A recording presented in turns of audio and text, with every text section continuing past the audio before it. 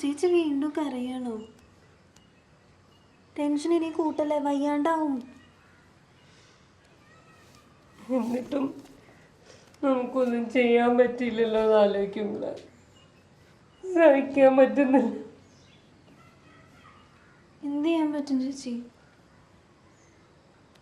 നമ്മൾ ഒരുപാട് ശ്രമിച്ചതല്ലേ.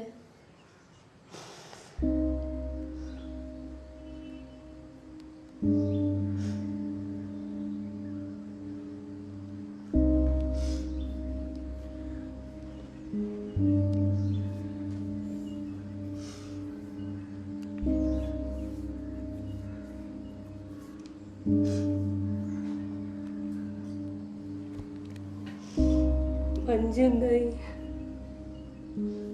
അവിടെ ഇപ്പോൾ കരച്ചിൽ നിർത്തി, ചെറുതായിട്ടൊന്നും മയങ്ങിയുണ്ട്.